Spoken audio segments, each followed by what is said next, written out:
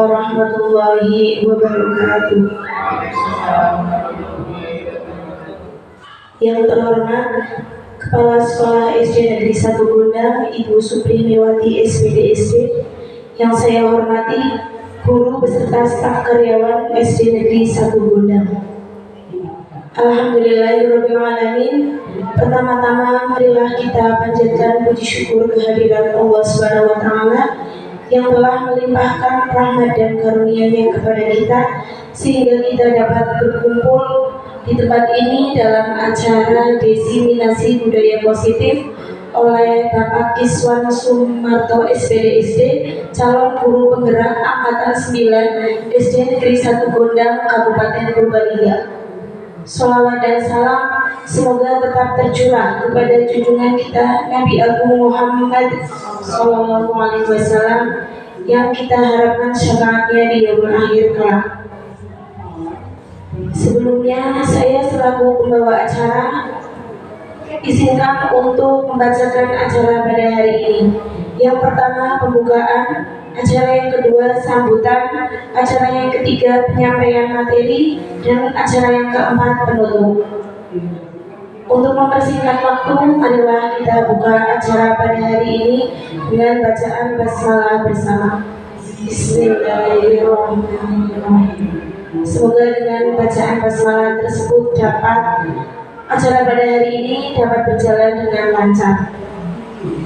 Untuk acara yang kedua yaitu sambutan dari Ibu Kepala Sekolah SD Negeri 1 Gondang kepada Ibu Suprihmewati SPDSD, dipersilahkan.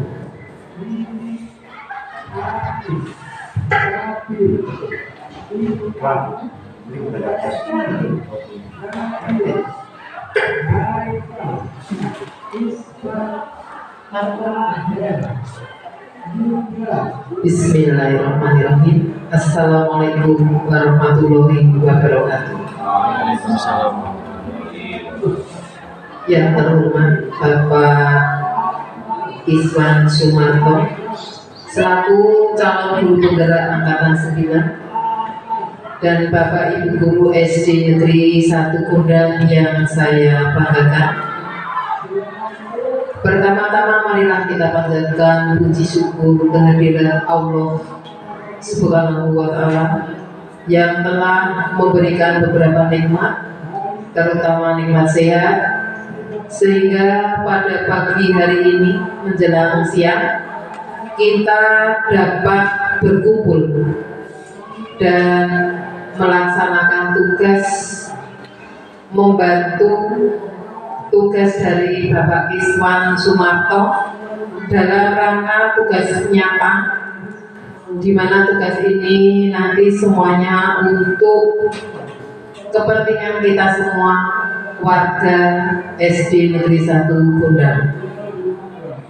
Sholawat dan salam kita aturkan pada junjungan kita Nabi besar Muhammad Sallallahu Alaihi Wasallam yang kita harapkan syafaatnya di hari akhir. Bapak, Ibu guru semuanya, kegiatan pada hari ini Pak Kiswan selaku calon guru penggerak angkatan 9 sedang mengadakan tugas, menyelesaikan tugas yaitu diseminasi budaya positif.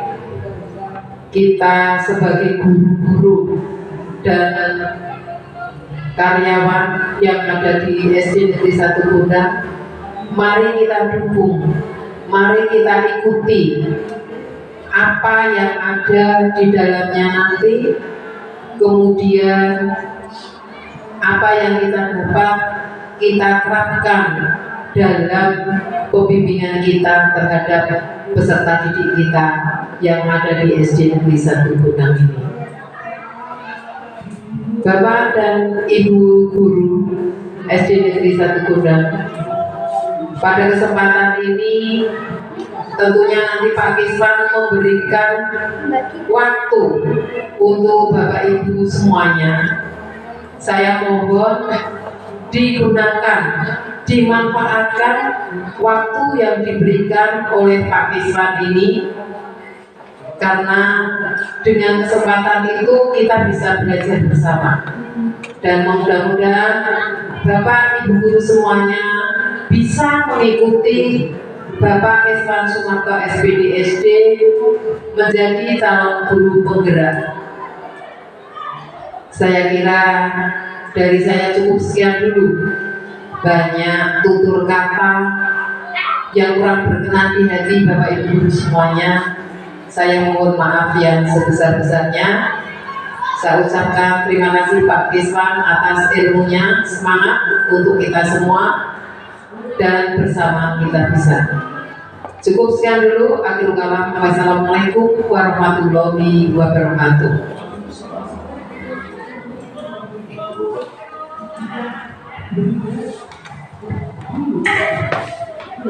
Kepada beliau kami sampaikan terima kasih.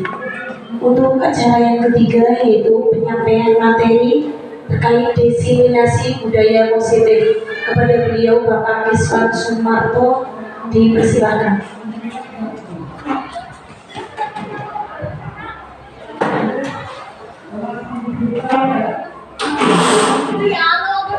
Terima kasih atas waktu yang telah diberikan kepada saya. Assalamualaikum warahmatullahi wabarakatuh. Yang saya hormati Ibu Kepala SD Negeri 1 Gondang dan juga rekan-rekan guru SD Negeri 1 Gondang, juga tenaga pendidikan yang saya hormati juga. Terlebih dahulu marilah kita senantiasa memanjatkan puja dan puji syukur kehadirat Allah Subhanahu wa Ta'ala yang telah memberikan berbagai macam kenikmatan, juga atas berkat rahmat taufik serta hidayahnya kita bisa melaksanakan kegiatan atau aktivitas kita sehari-hari, dan khususnya di pada hari ini kita dapat berkumpul bersilaturahmi ini dalam acara diseminasi budaya positif. Saya ucapkan terima kasih kepada Ibu Kepala SD Negeri 1 Gondang yang telah memberikan izin, motivasi, dan juga fasilitas dalam melaksanakan kegiatan ini. Terima kasih juga kepada teman-teman guru SD Negeri 1 Gondang yang telah ikut berpartisipasi, bekerja sama demi terselenggaranya diseminasi budaya positif ini. Di sini saya tidak akan menggurui, tidak akan menjadi orang yang paling pandai, itu bukan, tapi di sini kita akan belajar bersama. Kita akan sharing, dan karena saya sudah mendapatkan di dalam pendidikan guru penggerak, maka sudah merupakan kewajiban saya untuk menyampaikan, untuk berbagi informasi, dengan harapan kita nanti bisa berkolaborasi, bisa bekerja sama dalam mewujudkan diseminasi, dalam mewujudkan budaya positif tersebut, khususnya yang kita fokuskan pada lingkungan sekolah SD Negeri 1 Gondang, yaitu kepada peserta didik kita.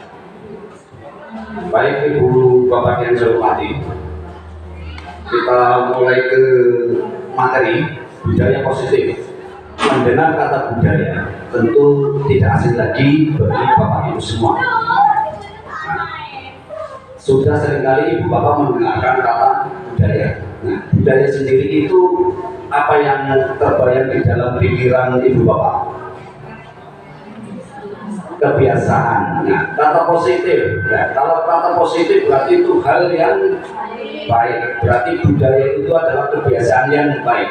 Nah, kalau kita cermati, kalau kita pahami, kebiasaan yang sudah baik di SD Negeri 1 Gondang itu kira-kira apa saja?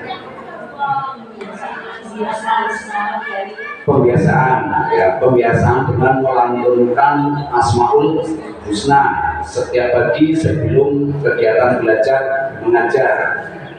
Yang lain lagi, sholat berjamaah, ya. Di waktu zuhur kita melaksanakan sholat berjamaah di masjid, dan jika cuaca tidak memungkinkan kita bisa melaksanakan di ruang perpustakaan dengan cara bergantian. Nah, itu adalah jenis-jenis budaya positif yang harus kita jaga dan harus kita tingkatkan, juga harus kita tambahkan hal-hal yang lain demi terwujudnya peserta didik yang berakhlak mulia.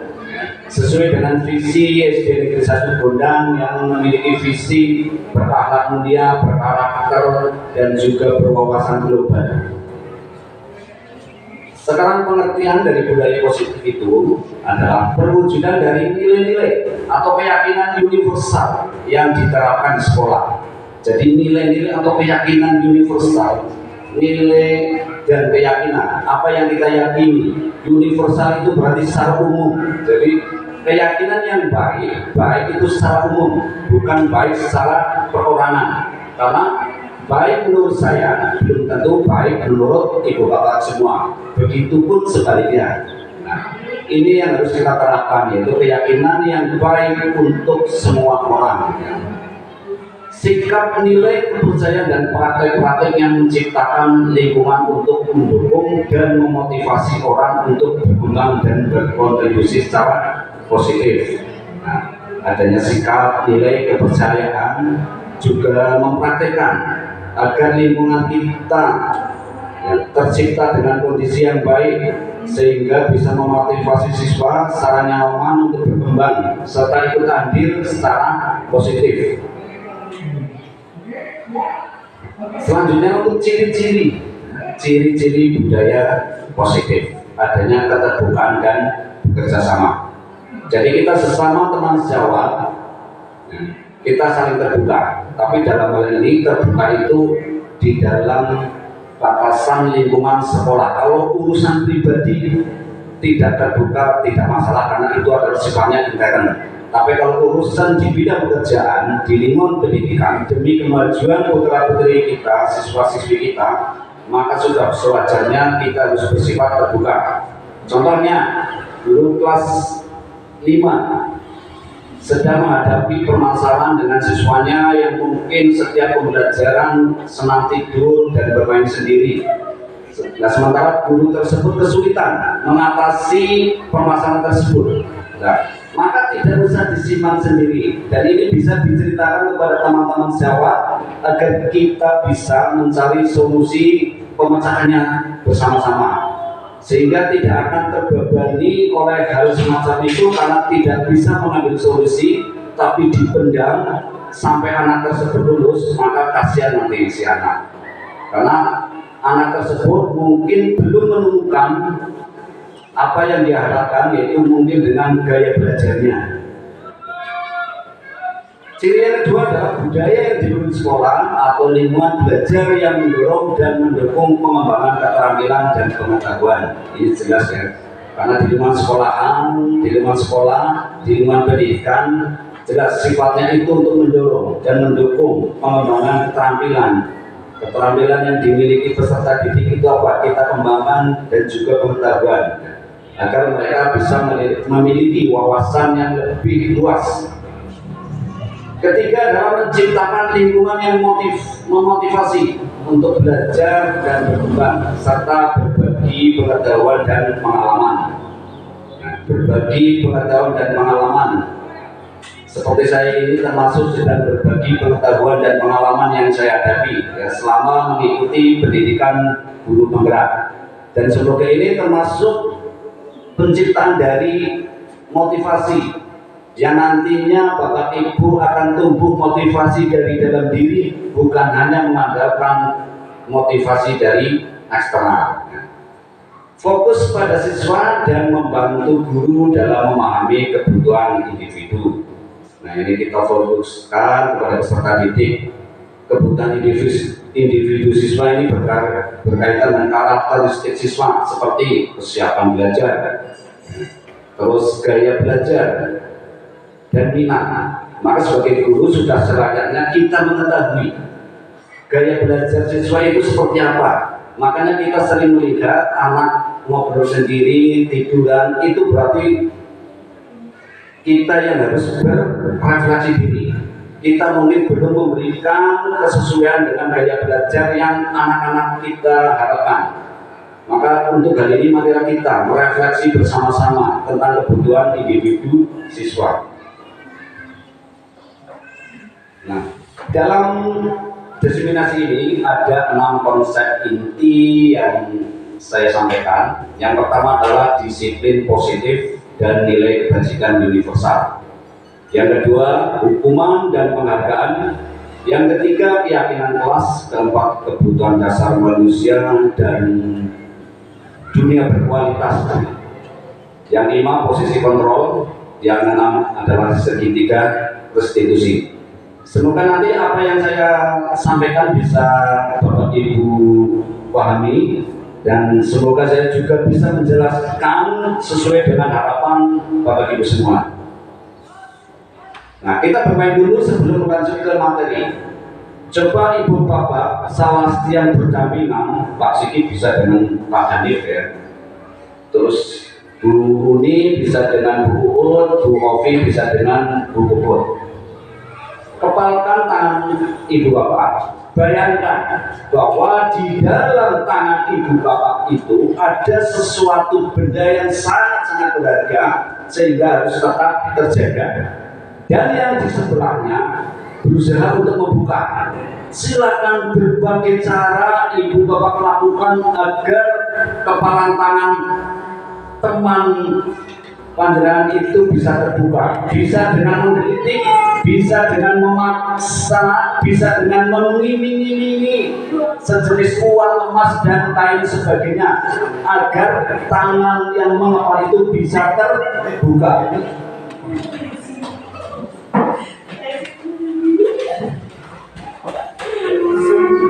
Ya.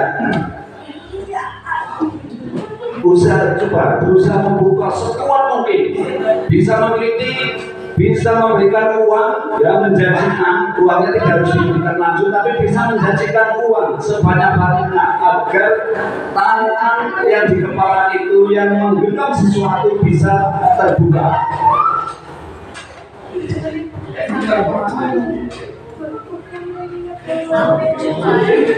Ya. Terima kasih. Bagaimana Ibu Bapak, terbuka atau tidak? Nah, ada yang terbuka, ada yang tidak terbuka. Nah, nanti Ibu Bapak akan mengetahui apa maksud dari game tersebut ya. Nah, kita kenal dengan teori kontrol. Ini ada ilusi, guru itu mengontrol murid. Kalau kita pahami secara umum, pada dasarnya guru itu bisa memerintah atau mengendalikan murid, ya, itu karena mereka bisa mengontrol. Padahal itu hanya sekedar ilusi. Toh kalau murid mau diperintah atau disuruh untuk melakukan sesuatu itu mau, itu karena mereka sedang mengizinkan untuk dikontrol oleh gurunya. Tapi kalau tidak, apapun yang diperintahkan olehnya, dia tetap tidak, dia tetap pada pedomannya sendiri. Nah, begitu juga dengan apa yang tadi dilakukan Ibu Bapak, baik yang terbuka atau yang tidak terbuka. Kontrol sebenarnya adalah milik siapa? Milik si pembuka atau milik si penggenggam? Iya, milik si penggenggam. Karena jika kita tidak memberikan kesempatan untuk membuka, bagaimanapun cara kita akan tetap bertahan. Walaupun terbuka, itu hanya ada faktor paksaan dari luar. Yang kedua, ilusi bahwa semua penguatan positif, efektif dan bermanfaat. Nah, ini penguatan yang katanya dari luar, katanya bermanfaat dan efektif. Memang bermanfaat dan efektif, tapi sifatnya tidak lestari atau tidak langgeng. Ya, jadi sifatnya sementara. Dan maka dari itu hanyalah sebuah ilusi karena sifatnya tidak secara kontinu atau terus menerus. Yang ketiga, ilusi bahwa kritik dan membuat orang merasa bersalah dapat menguatkan karakter. Ini juga hanya sebuah ilusi. Kita membuat orang merasa bersalah, kita mengkritik seseorang. Bisa jadi orang tersebut yang kita kritik dan kita buat merasa bersalah itu akan menjadi malu, terpikirkan selamanya. Ya, sehingga kita malah masuk di dunia berkualitas mereka, tapi dunia berkualitas yang sifatnya negatif. ilusi bahwa orang dewasa memiliki hak untuk memaksa. Nah, ini ada orang, katanya orang besar atau orang tua bisa memaksa anak-anaknya, bisa memodifikasikan anak-anaknya. Bisa, tapi itu sifatnya sementara dan efeknya bisa terjadi perselisihan di kemudian hari. Itu adalah teori kontrol yang disampaikan oleh William Glasser. Jadi orang dewasa memiliki hak untuk memaksa itu hanya sebuah ilusi. Jadi semuanya ada kontrol mereka masing-masing. Nah, kita perhatikan tentang stimulus respon dengan teori kontrol. Bagaimana seseorang bisa berubah dari paradigma stimulus respon kepada pendekatan teori kontrol. Dari stimulus respon, realitas kebutuhan kita sama. Nah, menurut teori kontrol, realitas kebutuhan kita berbeda. Itu memang benarnya. Kebutuhan seseorang, kebutuhan masing-masing anak itu akan berbeda-beda. Sama halnya dengan kebutuhan belajar mereka, ya, gaya belajar mereka juga berbeda-beda. Tinggal kita bisa menyikapinya. Semua orang melihat hal yang sama. Setiap orang memiliki gambaran yang berbeda. Nah, setiap orang memiliki sudut pandang yang berbeda. Kita mencoba mengubah orang agar berpandangan sama dengan kita. Nah, itu tidak bisa ya. Secara teori kontrol kita hanya berusaha memahami pandangan orang lain tentang dunia. Perilaku buruk dilihat sebagai suatu kesalahan. Dalam teori kontrol, semua perilaku memiliki tujuan. Jadi apapun yang dilakukan oleh putra-putri kita, siswa-siswi kita, baik ada yang tiduran dalam kelas, ya, terus diajar ngobrol sendiri, seakan-akan asuh, itu memiliki tujuan. Nah, itu yang harus kita gali, ya, sehingga nanti kita bisa mencari solusinya. Orang lain bisa mengontrol saya, hanya Anda yang bisa mengontrol diri Anda. Jadi orang lain tidak mau. Toh kalaupun kita mau melaksanakan paksaan atau perintah dari orang lain, itu sifatnya hanya sementara dan tidak ada rasa keikhlasan. Tapi kalau dari dalam diri kita ikhlas, lahir batin itu pasti ada. Siswa bisa mengontrol, saya bisa mengontrol orang lain, Anda tidak bisa mengontrol orang lain. Jadi kita, saya, ibu bapak juga itu tidak bisa mengontrol orang lain. Hanya orang tersebutlah yang bisa mengontrol dirinya sendiri. Pemaksaan ada pada bujukan gagal. Adanya kolaborasi dan konsensus atau kesepakatan menciptakan pilihan-pilihan baru. Ini dalam teori kontrol. Dalam stimulus respon, model berpikir menang kalah. Dalam teori kontrol, model berpikir menang. Jadi ini semua bertujuan untuk mencari keuntungan, tidak ada yang dirugikan. Setelah kita tadi berbicara tentang disiplin, adanya budaya juga, maka kita wajib tahu makna disiplin menurut dua pakar, menurut dua ahlinya yang sebelah itu menurut Ki Hajar Dewantara dan yang sebelahnya adalah Dainen Gosen. Ki Hajar Dewantara menyatakan di mana ada kemerdekaan, disitulah harus ada disiplin yang kuat. Sungguhpun disiplin itu bersifat self disiplin, yaitu kita sendiri yang mewajibkan kita dengan sekeras-kerasnya. Tetapi itu sama saja, sebab jikalau kita tidak cukup melakukan self disiplin, wajiblah pemasalah yang mendisiplinkan diri kita. Jadi disiplin itu datangnya dari diri kita sendiri. Nah, motivasi untuk mendisiplinkan kita itu sebagai acuan atau tambahan, tapi faktor utamanya adalah dari kita sendiri. Nah, peraturan demikian itu harus ada di dalam suasana yang merdeka, ya. Jadi suasana yang tidak ada tekanan, tapi adanya kebebasan. Dari Dainen Gosen menyatakan bahwa arti dari kata disiplin itu dari bahasa Latin yang artinya adalah belajar. Disiplin juga berasal dari kata yang sama dengan disiplin atau murid atau pengikut.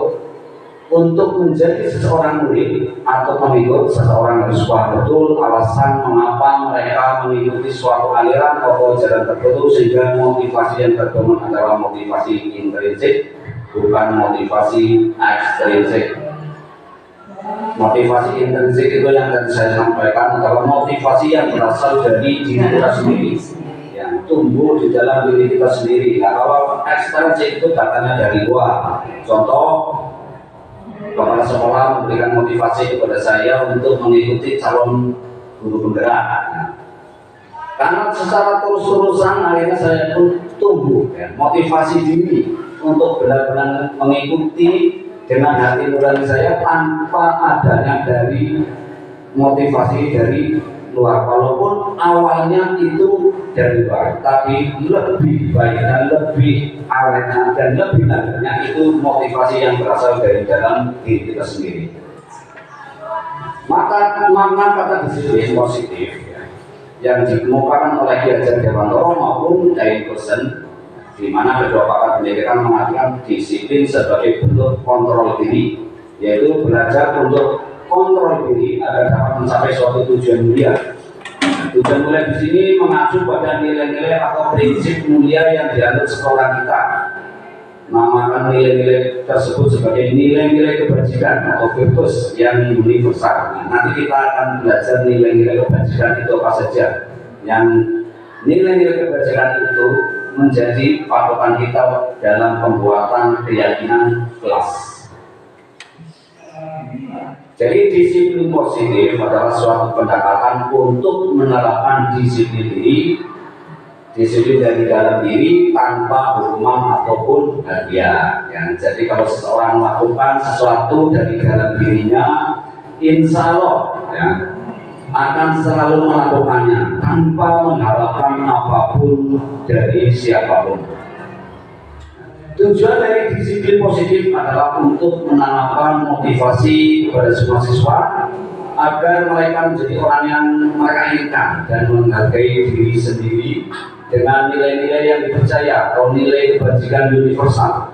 Motivasi ini berasal dari diri siswa atau internal, sehingga akan berdampak jangka panjang dan tidak akan terpengaruh dengan adanya hukuman dan hadiah. Nah, itu. Jadi kalau motivasi intrinsik akan langgeng sifatnya tanpa diperintah oleh orang lain. Kalau sudah ada motivasi intrinsiknya, Pak Siki bisa datang tepat waktu setiap hari. Ya.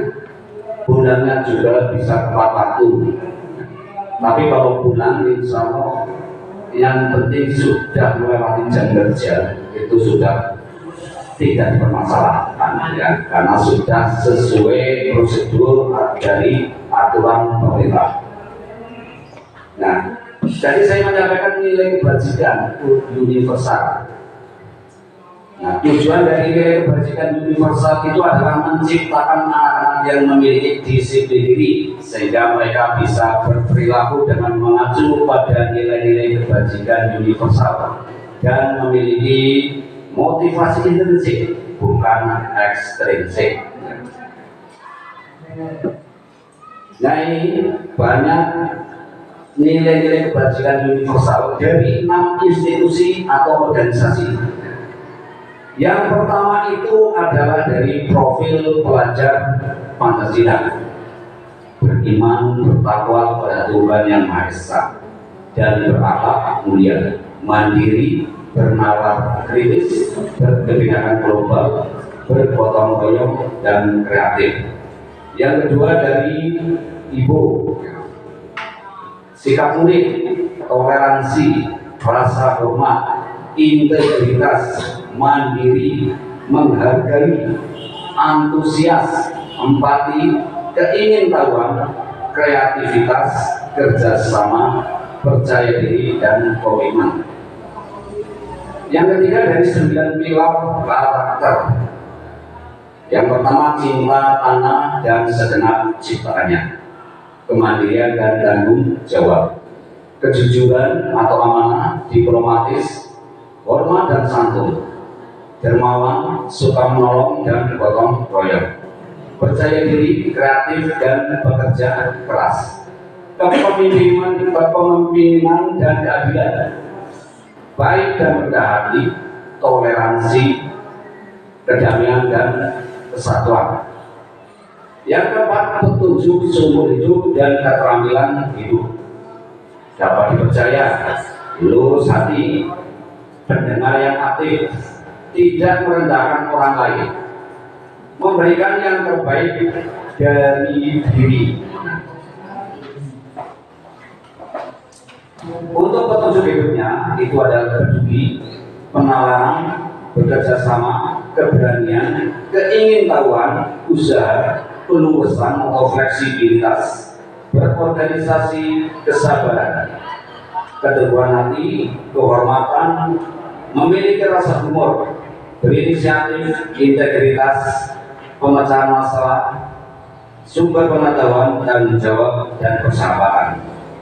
Dan dari The Seven Essential Virtues ada empati, suara hati, kontrol diri, rasa hormat, kebaikan, toleransi, dan keadilan.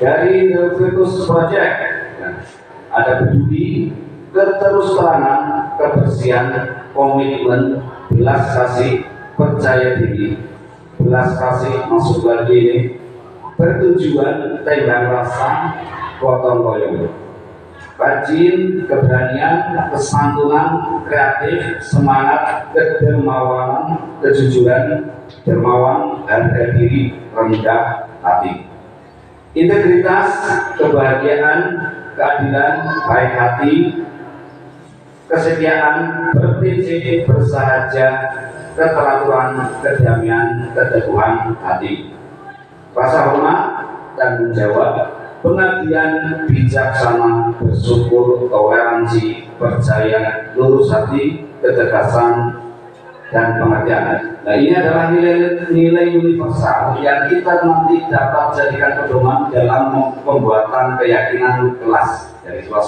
1 sampai kelas 6. Nanti kita akan masuk materi tentang keyakinan kelas. Nah, setelah mendengarkan apa yang saya sampaikan, apakah Ibu Bapak setuju jika memberi hukuman agar siswa disiplin? Ada yang setuju, ada yang tidak.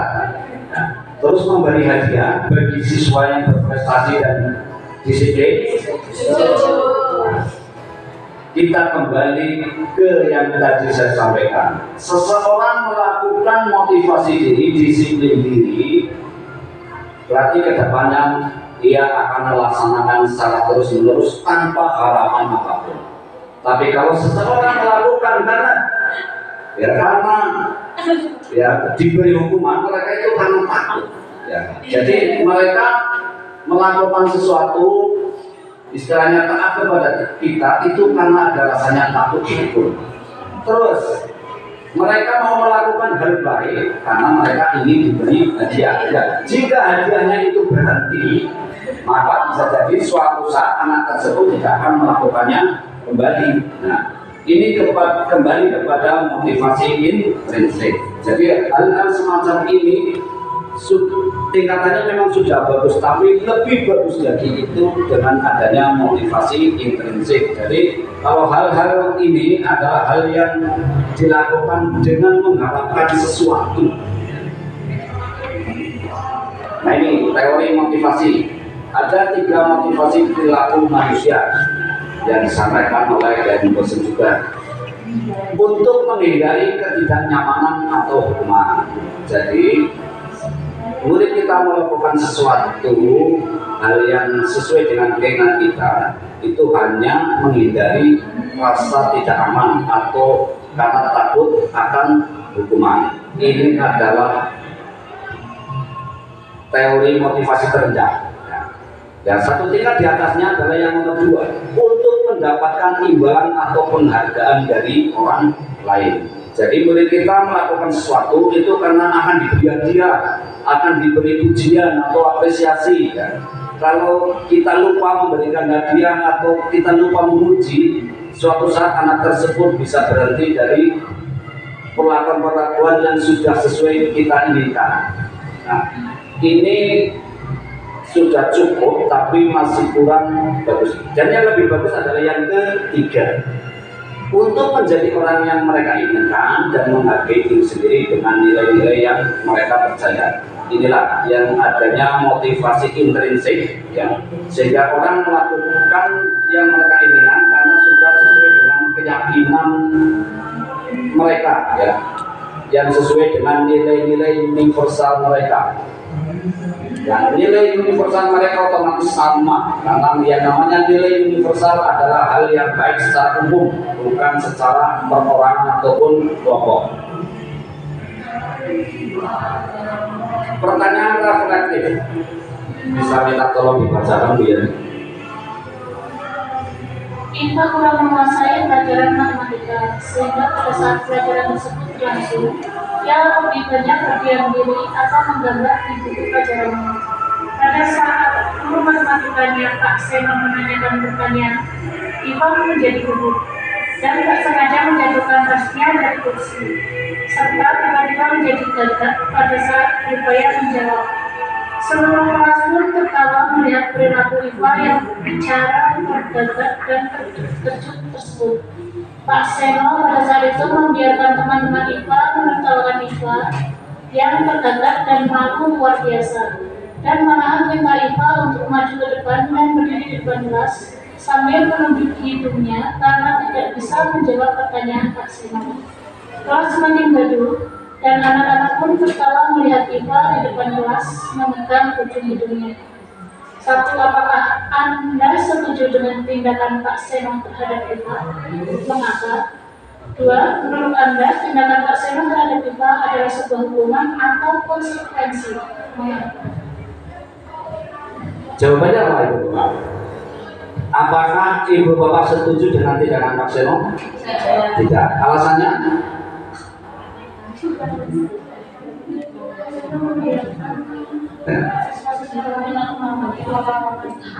Ya, alasannya bisa saja karena itu hanya akan memberikan rasa malu, ya, kepada Iva, sehingga nanti itu akan mengganggu proses kegiatan belajar Iva.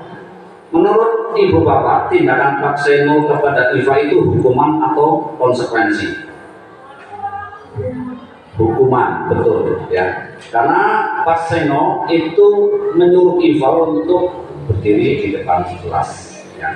Kalau konsekuensi, otomatis jawaban apapun yang disampaikan oleh Iva itu harus didengarkan, ya, karena itu adalah sebuah konsekuensi. Tapi karena ini hukuman, ya, jadi yang namanya hukuman itu datangnya tiba-tiba. Iva tidak mungkin berencana dan tidak mungkin mengerti pada hari tersebut Iva akan mendapatkan perlakuan dari Pak Seno.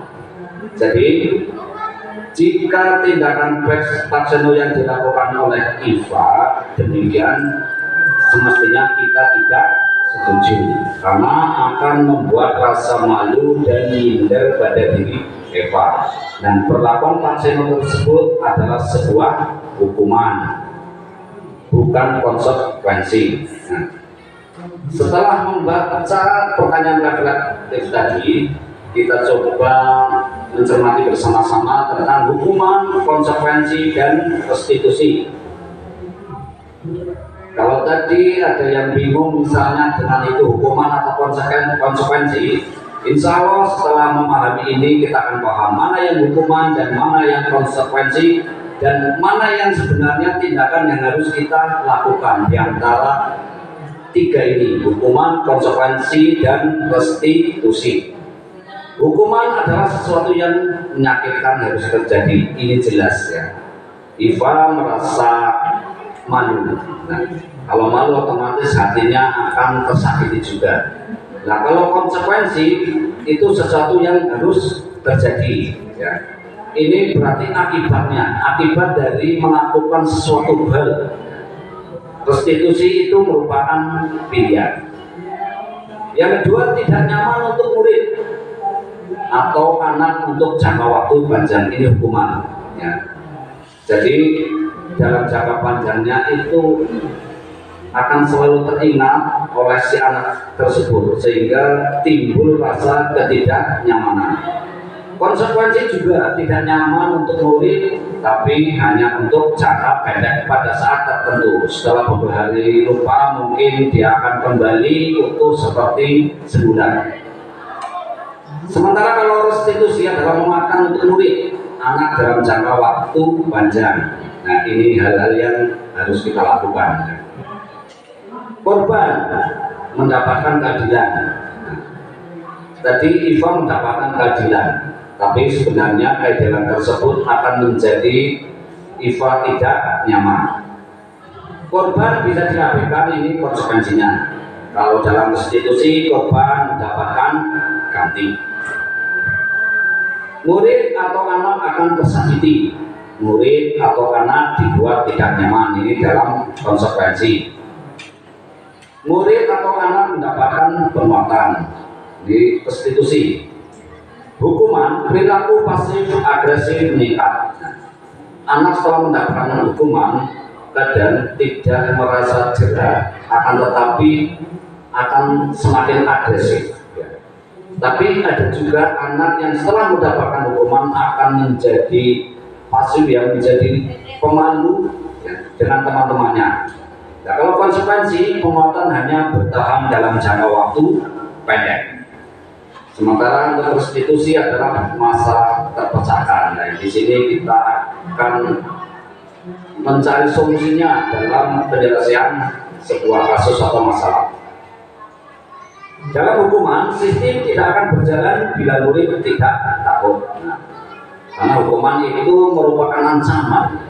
Kalau kita melanggar sesuatu hal, kita diancam oleh sanksi-sanksi yang mungkin sudah tertulis. Konsekuensi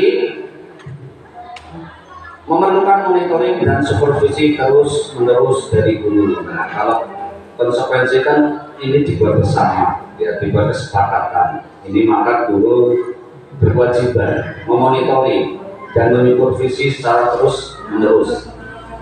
Dalam restitusi, murid belajar bertanggung jawab untuk perilakunya.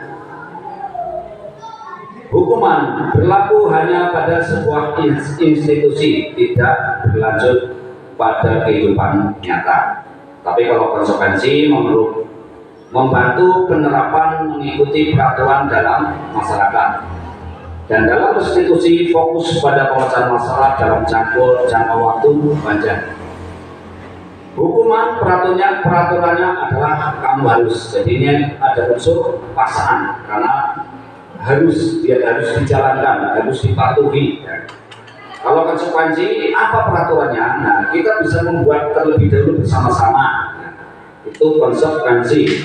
Mampukah kamu melakukannya? Terima kasih. Kalau dalam restitusi, nah ini apa yang kamu yakini, yang diyakini ini apa? Ini kembali lagi ke nilai kebajikan universal. Apa yang bisa kamu lakukan untuk memperbaiki masalah ini? Nah, ini menanyakan hal-hal apa yang bisa dilakukan untuk memperbaiki masalah tersebut agar tidak terulang lagi. Hukuman murid atau anak membenci peraturan karena ada sanksinya, ya, ada sesuatu ancaman, maka rata-rata ini murid membenci. Dalam konsekuensi, murid atau anak menghormati peraturan. Nah, kalau sudah disepakati bersama-sama, ini akan berjalan karena sama-sama sudah menyadari apa yang menjadi kesepakatan masing-masing. Dalam restitusi, murid atau anak menghormati dirinya dan orang lain. Jadi diri sendiri dihormati, orang lain juga dihormati. Hukuman itu negatif, ya. Awas kalau dilakukan lagi, ya. Nanti awas kamu. Ya, ini adalah sebuah ancaman.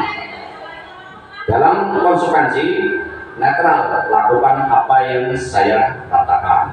Nah, dalam restitusi, apakah hal ini yang sesungguhnya ingin kamu lakukan? Nah, ini menanyakan yang kemudian nanti kita mengetahui apa alasan orang tersebut atau anak tersebut melakukan tindakan. Negatif yang kedua adalah mendorong, yang ketiga, yang kedua ya, mode paksaan. Ya. Negatif hukuman adalah paksaan. Nah, kalau netral ini adalah ngambil dari stimulus respon, dan restitusi adalah teori kontrol. Hukuman mendorong menyalahkan diri, kalau konsekuensi mendorong kepatuhan. Ini memang patuh ya, karena sudah disepakati bersama. Dalam restitusi mendorong disiplin positif. Hukuman konsep diri buruk. Kalau konsekuensi konsep diri sudah baik. Nah, kalau dalam restitusi konsep diri sudah kuat, ini sudah baik dan kuat, ya, semuanya tercapai. Ini adalah identitas gagal hukuman. Murid anak belajar menimbulkan kesalahan. Kalau konsekuensinya termasuk identitas sukses, ya. Ini disiplin. Murid anak belajar taat peraturan. Restitusi, murid anak belajar memecahkan masalah. Mencoba mengontrol anak dengan penguatan negatif atau membayar impas kesalahan. Kalau dalam konsekuensi mencoba mengontrol anak dengan penguatan positif. Dalam restitusi anak paham bahwa dirinya sendiri yang pegang dari kontrol. Jadi mereka sudah memiliki kontrol diri, sudah menyadari bahwa dikontrol siapapun itu tidak bisa, hanya mereka lah yang bisa mengontrol dirinya sendiri. Yang ketiga, dampak pada murid. Nah, murid kalau dihukum jelas ya, marah, merasa bersalah, rendah diri, mengasingkan diri, bahkan mungkin akan ada tambahan bisa membenci guru yang memberikan hukuman. Ya.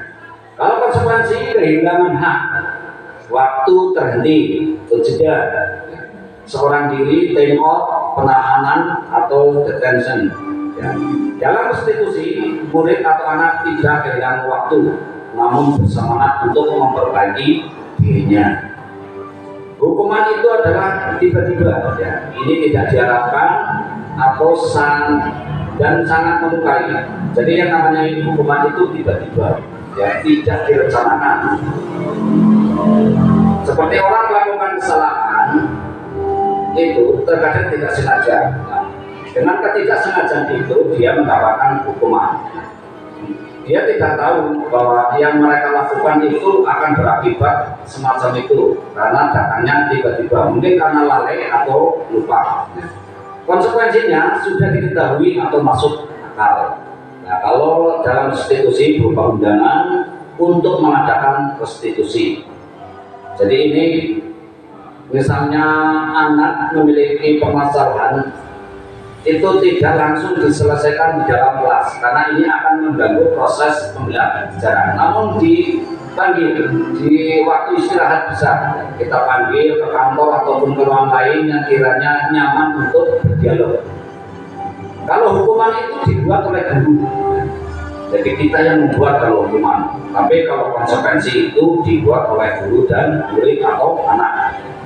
Sama dengan restitusi. Hanya bedanya kalau restitusi itu dibuat oleh murid atau anak. Jadi guru sebagai fasilitator. Ya. Di sini guru memandu. Hukuman menyakitkan, jelas ya. Guru menjalani konsekuensi dengan menyalahkan, mengkritik, menyindir, merendahkan. Kita jangan sampai melakukan hal semacam itu karena akan membuat down yang pada peserta didik kita. Kalau konsekuensi membantu guru menyatakan peraturan, melakukan peringatan dan menerapkan konsekuensi. Sementara dalam restitusi menguatkan, guru menyebutkan keyakinan kelas, membimbing kerangka acuan berpikir restitusi murid dan anak.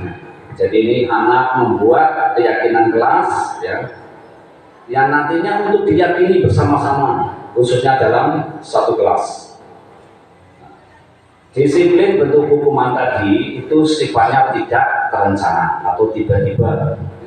Kita tidak tahu murid tiba-tiba melaksanakan tindakan yang salah, seperti misalnya berkelahi. Saya yakin misalnya ada peserta didik yang berkelahi, itu hanya tiba-tiba, tidak direncanakan dari rumah. Oh, nanti saya akan berkelahi dan mendapatkan hukuman, itu tidak mungkin ya.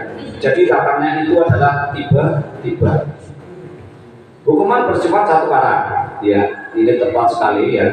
Hukuman itu hanya yang mengalami itu adalah murid yang melakukan tindakan kesalahan. Hukuman yang diberikan bisa berupa fisik maupun psikis. Murid atau anak disakiti oleh suatu perbuatan atau kata-kata. Jadi mungkin ya saya sih yakin ibu bapak guru di sini sama peserta didik kita kata-katanya selalu baik. Hanya kita perlu mengingatkan bersama-sama ya untuk tetap menjaga emosi diri kita agar kita tetap berlaku baik apapun perilaku peserta didik kita. Sementara disiplin dalam bentuk konsekuensi ini sudah berencana karena ini dibuat bersama-sama ya dan disepakati, sudah dibahas dan disetujui oleh murid dan guru. Jadi kalau hukuman itu hanya kita yang buat, tapi kalau konsekuensi adalah disepakati bersama. Nah, kita masuk ke keyakinan kelas. Karena kita tadi menyinggung keyakinan kelas, maka kita sampai pada materi keyakinan kelas. Nah, mengapa kita memiliki peraturan pembedakan buat keyakinan kelas ya? Nah, keyakinan kelas ini nanti dibuat bersama murid. Nah, ini ada pertanyaan, mengapa kita memiliki peraturan tentang penggunaan helm pada saat mengendari kendaraan roda 2 atau motor? Nilai kebajikan universal yang terkandung dalam pertanyaan ini adalah nilai kebajikan keselamatan. Nah, helm itu menjaga agar kalau kita terjadi sesuatu misalnya jatuh dan sebagainya, kalau kita memakai helm insya Allah kepala akan tetap aman. Ya. Pertanyaan yang kedua, mengapa kita memiliki peraturan tentang penggunaan masker dan mencuci tangan setiap saat? Nah, ini adalah nilai kebajikan kesehatan. Ya. Ini yang disebut keyakinan, ya, yang diambil dari nilai-nilai kebajikan universal yang disepakati secara tersirat, tersurat, lepas dari latar belakang, suku, negara, bahasa maupun agama. Jadi kita tidak memandang apapun ya, karena ini keyakinan untuk diyakini secara bersama ya. Tidak perorangan maupun secara kelompok. Keyakinan kelas yang berikutnya adalah sifatnya itu abstrak daripada peraturan yang lebih rinci dan konkret. Kalau peraturan kan ada peraturannya, ada sanksinya. Nah, kalau keyakinan kelas itu tidak tercantum sanksi karena kita memang tidak memberikan sanksi atau hukuman. Keyakinan kelas berupa pernyataan universal. Pernyataan yang umum ya, yang sudah diambil secara umum. Yang ketiga, pernyataan keyakinan kelas senantiasa dibuat dalam bentuk positif. Jadi keyakinan kelas yang kita buat itu dalam bentuk positif, termasuk dari kalimatnya juga tidak ada yang negatif, tapi semuanya positif. Keyakinan kelas sebenarnya tidak terlalu banyak sehingga mudah diingat dan dipahami oleh semua warga kelas. Nah, jadi nanti setelah menerima materi ini mau membuat keyakinan kelas nggak usah banyak-banyak ya, cukup ya 3, 4, 5, 7 maksimal lah ya. Jadi tidak usah banyak-banyak.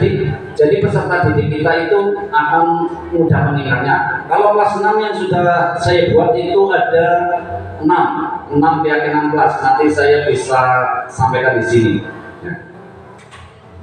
Terus prosedurnya, cara membuatnya nanti juga saya bisa menyampaikannya karena saya sudah melaksanakan secara langsung dan kebetulan minggu kemarin itu saya dokumentasikan.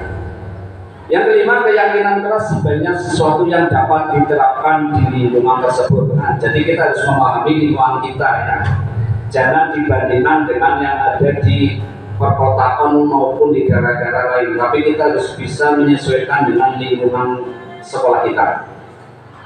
Semua warga kelas hendaknya ikut berkontribusi dalam pembuatan keyakinan kelas lewat kegiatan curah pendapat. Nah, jadi di sini diharapkan peserta didik itu aktif, ya, menyampaikan pendapat-pendapatnya yang nanti guru itu akan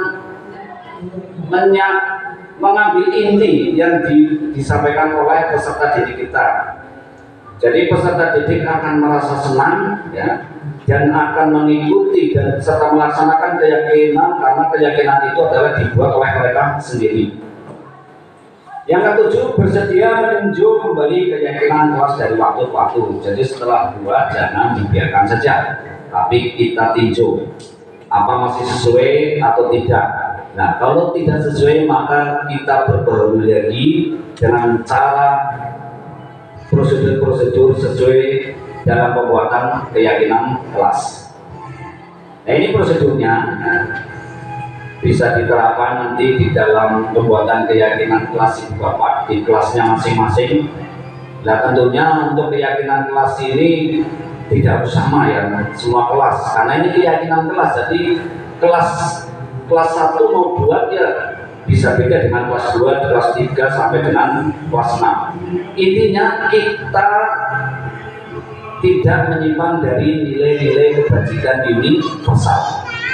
Yang pertama adalah mempersilahkan warga sekolah atau murid-murid di sekolah atau kelas untuk bercurah pendapat tentang peraturan yang perlu disepakati di sekolah atau kelas. Jadi murid-murid supaya aktif sendiri mencari ya ide-ide untuk disampaikan kepada ibu bapak guru, dan nanti ibu bapak guru mencatat masukan para murid atau warga sekolah di papan tulis atau di kertas besar atau kertas ukuran poster, di mana semua anggota kelas warga sekolah bisa melihat hasil curah pendapat. Nah, kebetulan untuk kelas 6 tercatat semua ya, curah pendapat dari siswa, dari peserta didik itu tercatat semua.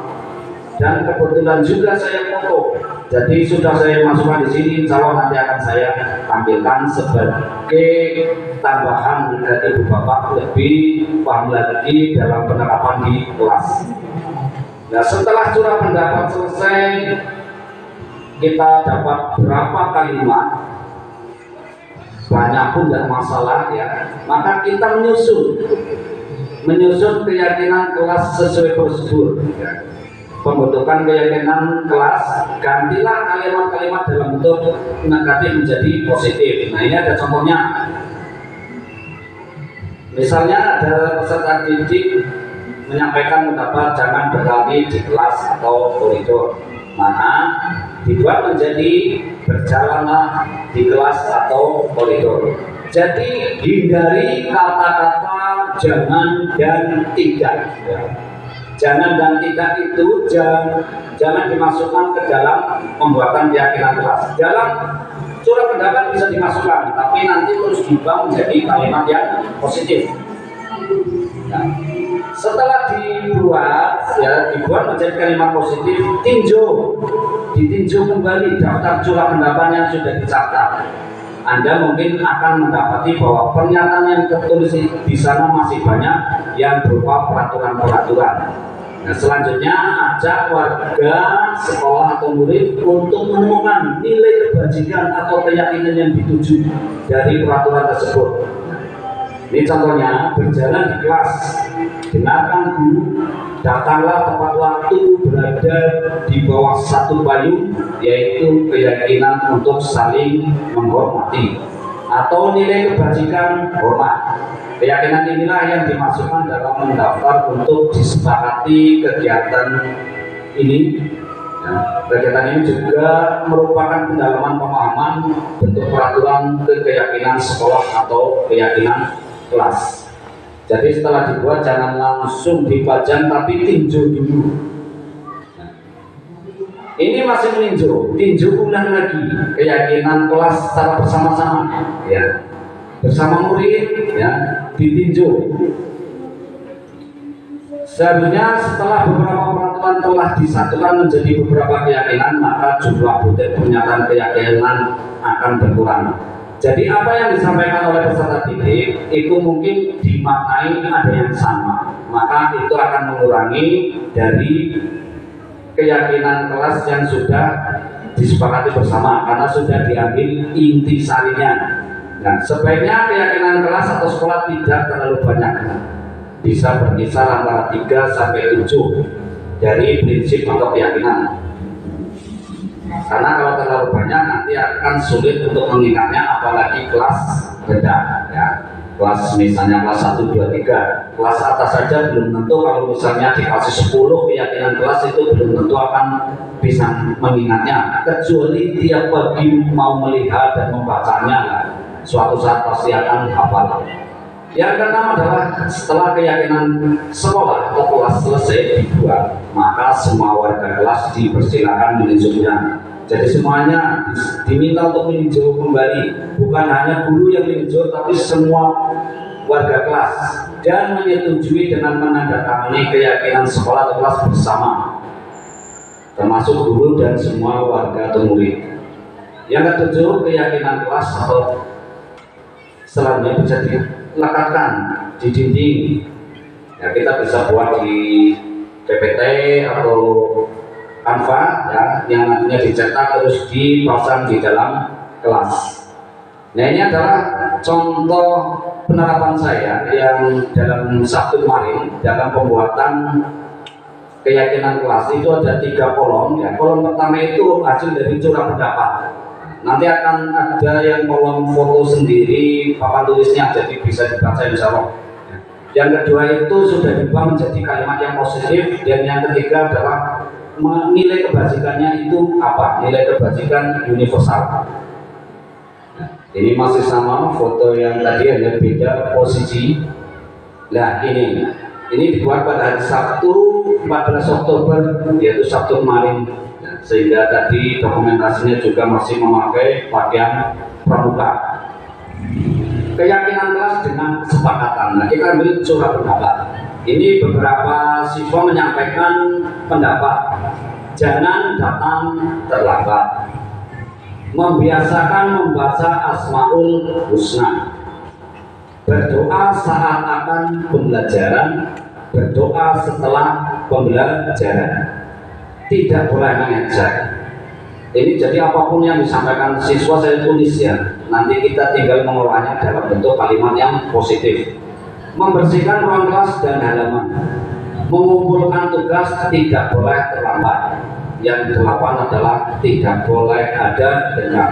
Nah, dibuat kalimat positif karena ada yang diartikan sama atau ada yang bisa dirangkap, misalnya nomor 3 dan 4, maka jumlahnya beda.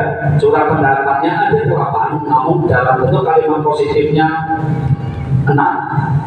Yang pertama, jangan datang terlambat. Seperti tadi saya sampaikan, kalimat positif itu tidak boleh menggunakan kata tidak dan kata jangan. Maka kita ganti menjadi tepat waktu. Yang kedua, membiasakan membaca Asmaul Husna. Nah, ini kita tulis pembiasaan dalam kurung melantunkan Asmaul Husna. Ini sebelum pembelajaran dimulai. Yang ketiga berdoa, dan keempat juga berdoa. Nah, maka yang ketiga adalah kita jadikan satu, berdoa sebelum dan sesudah pembelajaran. Yang keempat, tidak boleh mengejek. Nah, kita buat kalimatnya karena ini ada kata tidak boleh, maka kita buat kalimat positifnya saling menghargai. 6. Membersihkan ruang kelas dan halaman. Menjadi kalimat positif, menjaga kebersihan bersama. Nomor 7, mengumpulkan tugas tidak boleh terlambat. Nah, ini masuk di nomor 1, yaitu tepat waktu. Jadi kalau sudah ada yang sama intinya atau kalimat positifnya itu tidak perlu ditulis kembali. Yang 8, tidak boleh ada dendam. Nah, ini dendam kan biasanya kalau sudah ada perselisihan antara siswa satu yang dengan lainnya, biasanya ancaman-ancaman ya, ada dendam ya. Maka kita buat kalimat positifnya menjadi saling memaafkan. Nah, nilai kebajikan apa sih yang didapat dari curah pendapat dan kalimat positifnya? Nah, tepat waktu itu jelas masuk di disiplin. Pembiasaan ini nilai kebajikannya adalah dalam profil pelajar Pancasila, beriman dan bertakwa kepada Tuhan Yang Maha Esa dan berakhlak mulia. Terus berdoa juga, berdoa sebelum dan sesudah pembelajaran, ini masuk beriman dan bertakwa kepada Tuhan Yang Maha Esa dan berakhlak mulia. Saling menghargai, ini berarti menghargai. Menjaga kebersihan bersama, nilai kebajikannya adalah kebersihan. Saling memaafkan, nah, ini berarti saya ambil bijaksana dalam nilai kebajikan. Nah, ini contoh keyakinan kelas yang sudah saya buat dan saya tempel di dinding ruang kelas 6. Ini ada 6 ya. Ada 6 tadi yang diambil dari kalimat yang positif ya. Jadi yang saya tulis itu kalimat yang positif ya. Saya masukkan di dalam pembuatan keyakinan kelas, kemudian saya buat, lalu print, lalu tempel di dinding. Ada 3 tempat di kelas 6 saya tempel keyakinan kelas. Dan kalau ada hal-hal lain peserta didik, misalnya perilakunya tidak sesuai dengan keyakinan kelas, ini akan menjadi pedoman dalam penyelesaian permasalahan. Nah, kebiasaan ini kebiasaan yang dilakukan oleh kelas 6 yaitu pantun.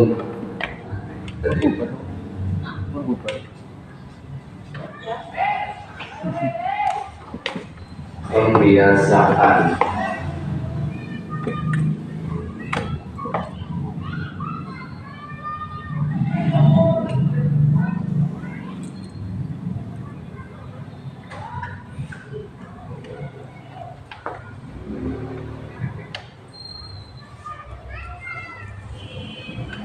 Nah, ini sebagai wujud dari keyakinan kelas yang sudah dibuat mereka ya.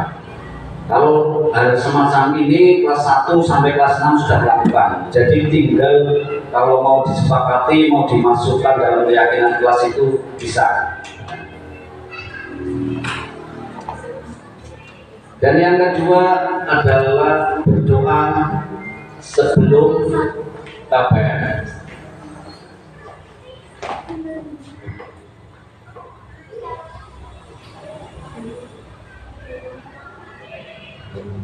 Ini adalah berdoa sebelum pembelajaran.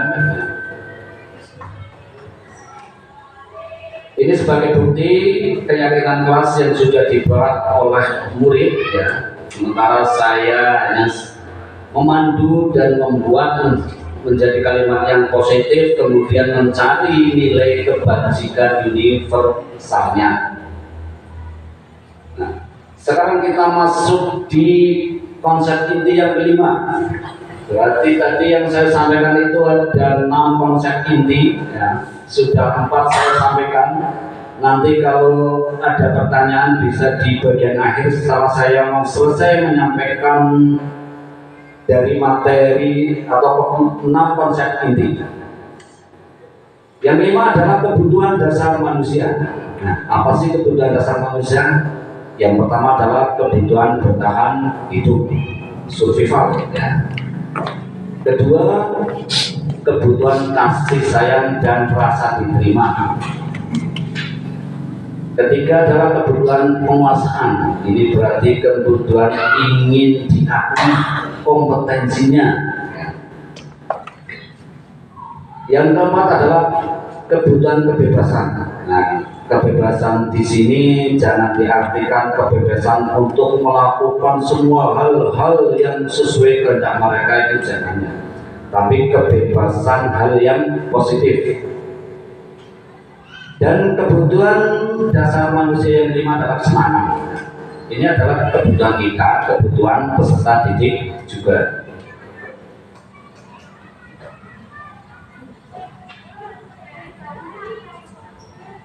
Nah, ini penjelasannya.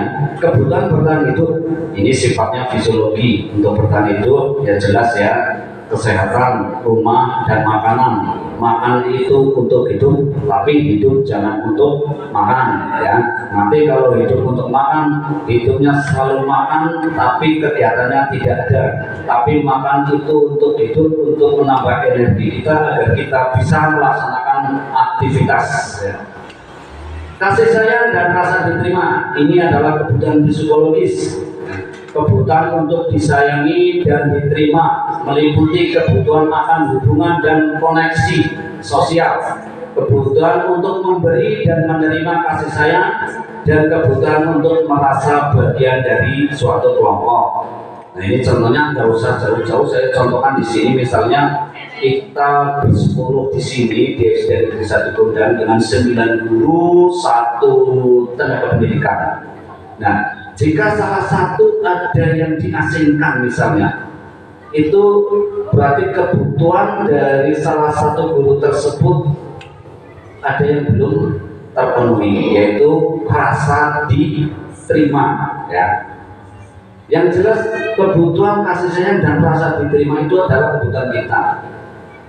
Ibu bapak bisa membayangkan sendiri bila di suatu tempat, misalnya di suatu kegiatan baik KKG maupun kegiatan di luar komunitas sekolah, apabila dicueki, diajukan oleh orang lain, pasti perasaannya akan merasa sedih. Nah, karena rasa diterimanya itu berarti belum ada. Walaupun sebenarnya orang tersebut itu bukan bermaksud tidak menerimanya, ya, atau bukan bermaksud mengabaikan, tapi mungkin karena belum kenal atau karena mungkin ada permasalahan pribadi sehingga lupa bahwa di sampingnya itu ada teman, ada orang lain.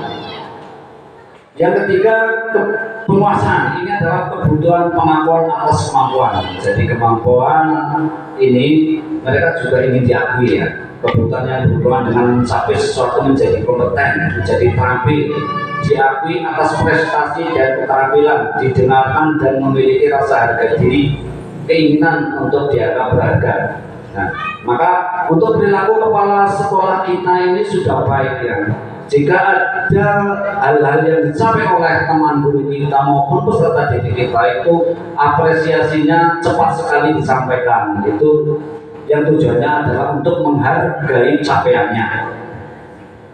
Kebutuhan berikutnya adalah kebebasan. Ini adalah kebutuhan akan kemandirian, otonom. Jadi bukan hanya daerah saja yang otonom daerah, tapi manusia juga memiliki otonomi, ya.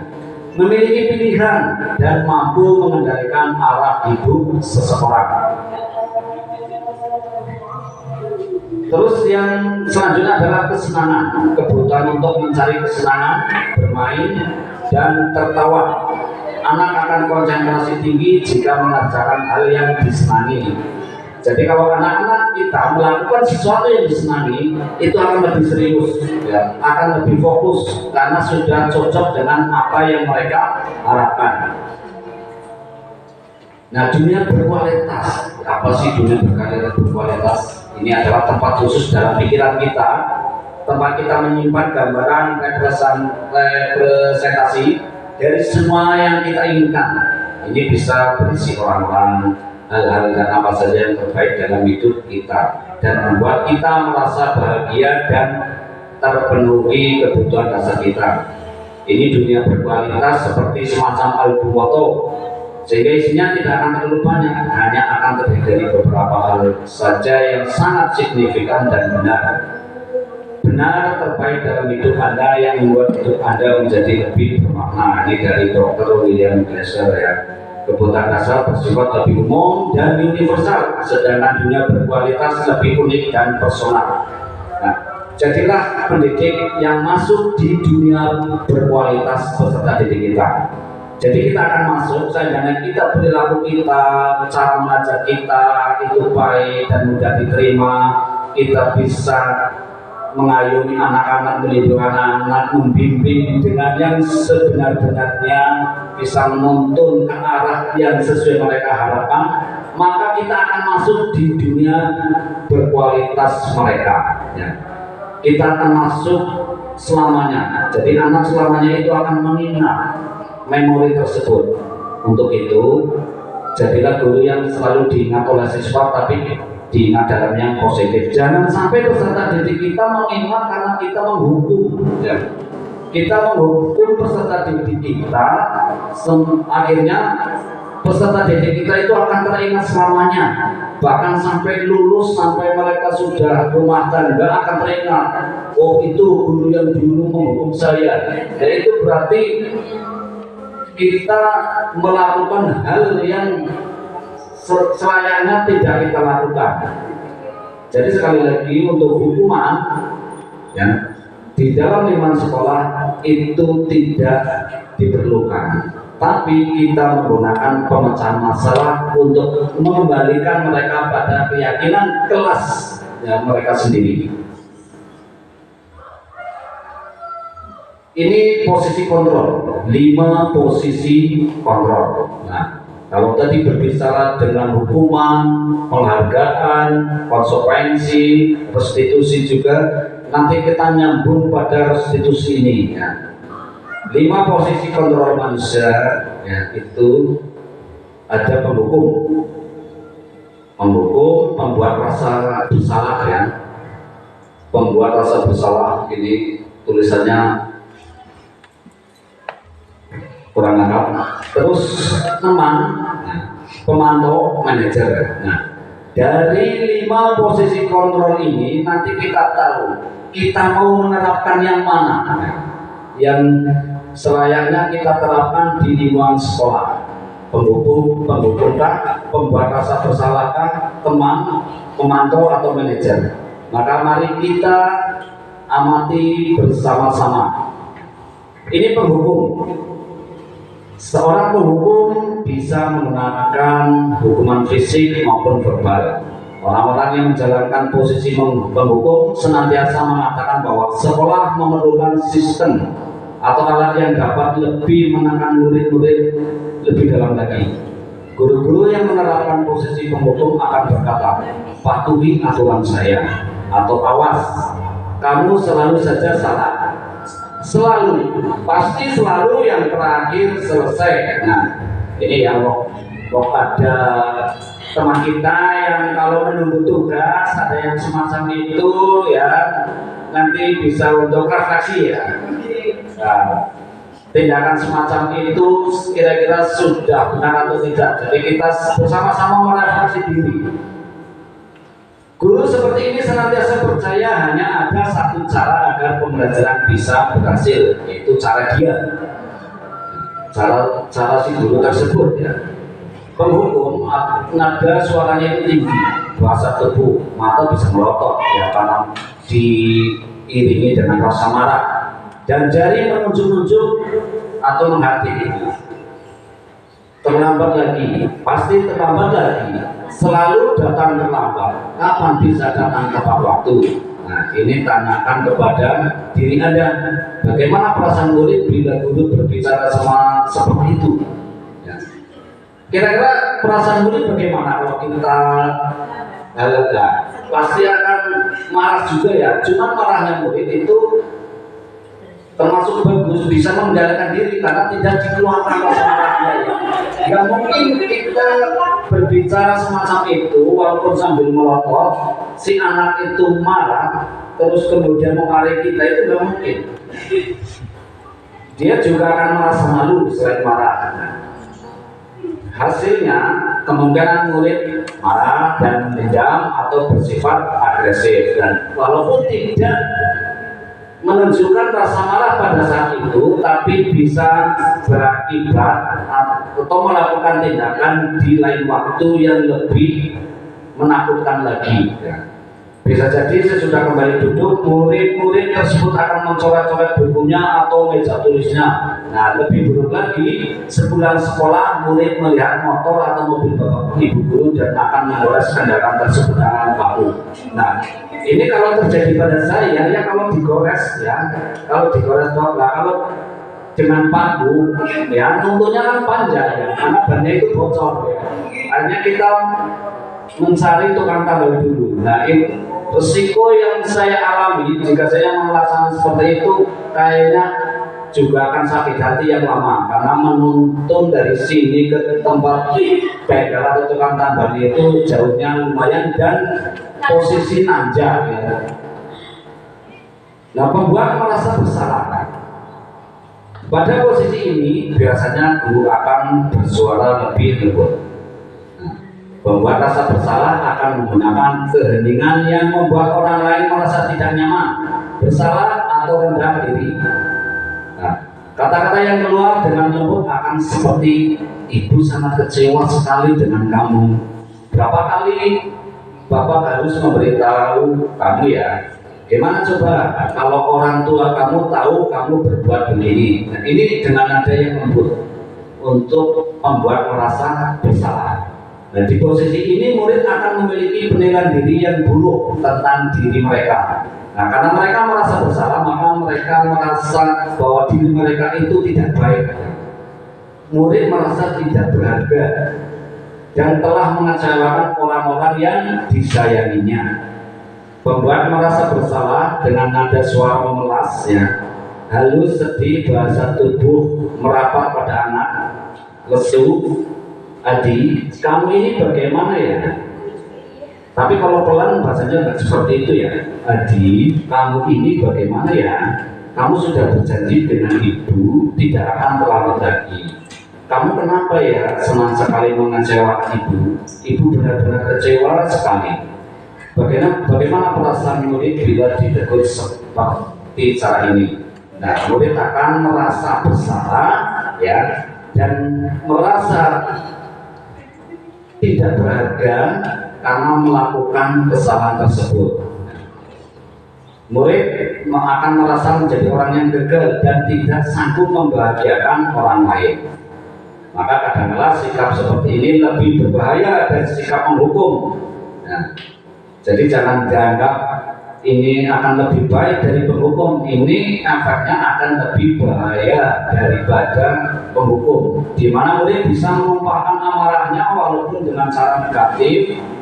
Murid tertekan seperti inilah yang tiba-tiba bisa meletus amarahnya dan bisa menyakiti diri sendiri atau orang lain. Sekarang kita ke teman. Nah, teman ini bagus juga diterapkan, tapi ada yang lebih bagus lagi ya. Guru pada posisi ini tidak akan menyakiti murid, namun akan tetap berupaya mengontrol murid melalui persuasi, ya.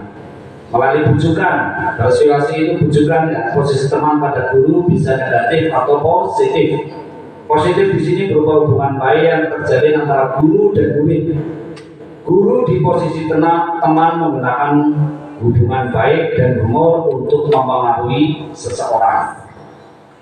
Jadi mereka akan berkata, ayo bantulah aku, ayo bantulah demi bapak ya, ayo ingat tidak bantuan bapak selama ini, ya sudah kali ini tidak apa-apa, nanti ibu bantu bereskan.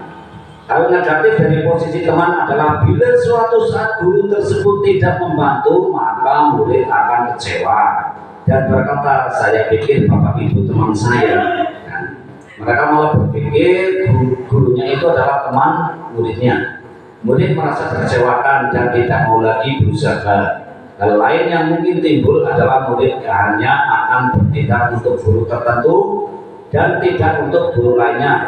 Murid akan tergantung pada guru tersebut. Jadi kalau di suatu sekolah ada murid yang kalut banget dengan salah satu guru, bisa jadi posisi kontrolnya yang guru gunakan itu adalah posisi kontrol teman.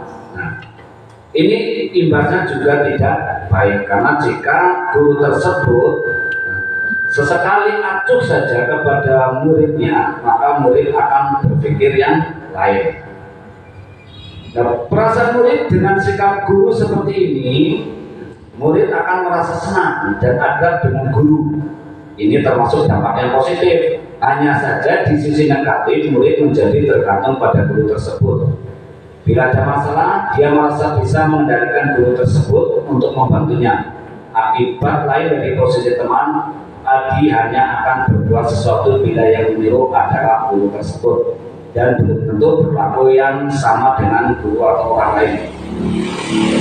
Dan ini memang sepertinya juga pernah ada ya, ada seorang murid yang disuruhnya itu hanya dengan guru-guru tertentu saja. Guru yang lain menyuruh, murid tidak menjalankannya. Nah ini berarti mungkin posisi guru tersebut dengan posisi kontrol teman. Nah kalau pemantau ini beda lagi ya, dengan teman, tapi tingkatannya sudah lebih baik lagi dibandingkan dengan teman. Memantau berarti mengawasi. Pada saat kita mengawasi, kita bertanggung jawab atas perilaku orang-orang yang kita awasi. Nah, posisi pemantau berdasarkan pada peraturan-peraturan dan konsekuensi.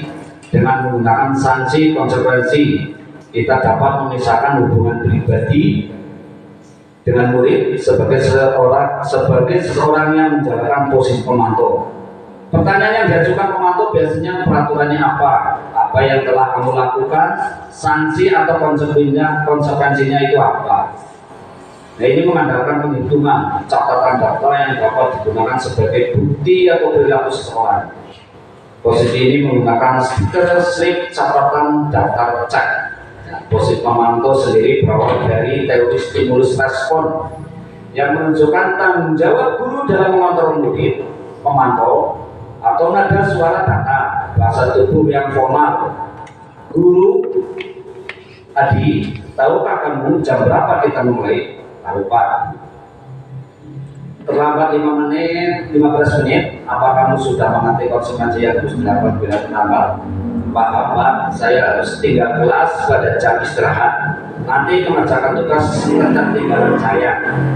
Ya benar, nanti pada saat jam istirahat kamu harus tinggal di kelas untuk menyelesaikan tugas yang tertinggal tadi.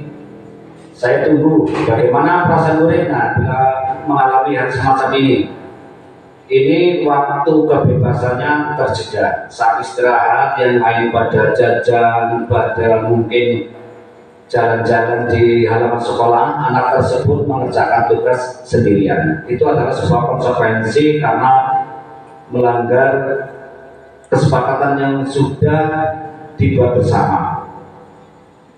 Guru tidak menunjukkan suatu emosi yang berlebihan, menjadi marah atau membuat merasa berbuat salah. Murid tetap dibuat tidak nyaman. Murid jelas tidak nyaman karena saat istirahat murid harus mengerjakan tugas. Nah, posisi kontrol yang terakhir adalah manajer. Nah, inilah yang kita perlu terapkan di dalam lingkungan sekolah kita dalam menghadapi permasalahan siswa-siswi kita. Ini adalah posisi di mana guru berbuat sesuatu bersama murid, mempersilahkan murid mempertanggungjawabkan perilakunya, mendukung murid agar dapat menemukan solusi atas permasalahannya sendiri. Seorang manajer telah memiliki keterampilan di posisi teman maupun pemantau, dan dengan demikian bisa jadi di waktu-waktu tertentu kembali kepada kedua posisi tersebut bila diperlukan. Namun bila kita menginginkan murid-murid yang menjadi manusia merdeka, mandiri dan bertanggung jawab, maka kita perlu mengacu kepada restitusi yang dapat menjadikan murid kita seorang manajer bagi dirinya sendiri. Di manajer, murid diajak untuk menganalisa kebutuhan dirinya, kebutuhan orang lain. Ini juga menekankan bukan pada kemampuan membuat konsekuensi, namun dapat berkolaborasi dengan murid bagaimana memperbaiki kesalahan yang ada. Jadi di sini tidak mencari kesalahan, tapi memperbaiki kesalahan, ya, dengan mengembalikan kepada keyakinan kelas yang sudah dibuat. Seorang manajer akan berkata apa yang kita yakini. Ini kembali ke keyakinan kelas. Apakah kamu meyakininya? Jika kamu meyakininya, apakah kamu bersedia memperbaikinya? Jika kamu memperbaiki ini, hal ini menunjukkan apa tentang dirimu. Terus rencana perbaikannya itu apa? Ya? Nah di sini tugas manajer bukan untuk mengatur perilaku, namun membimbing murid untuk mengatur dirinya sendiri. Ini nanti yang dikembalikan kepada keyakinan kelas, sehingga anak nanti tahu pelanggarannya itu apa, tindakannya itu apa. Nah kita kembali kepada keyakinan kelas mana yang dilanggar sehingga anak tersebut nantinya bisa memperbaikinya. Ini kalau manajer nadanya suara tulus, bahasa tubuh tidak kaku, juga mendekat ke murid. Ini contoh obrolannya atau dialognya. Adi, apakah kamu mengetahui jam berapa sekolah dimulai? Tahu Pak, jam 7. Ya, jadi kamu terlambat, kira-kira bagaimana kamu akan memperbaiki masalah ini? Saya bisa menanyakan teman saya Pak untuk mengajar tugas yang ketiga. Baik, itu bisa dilakukan.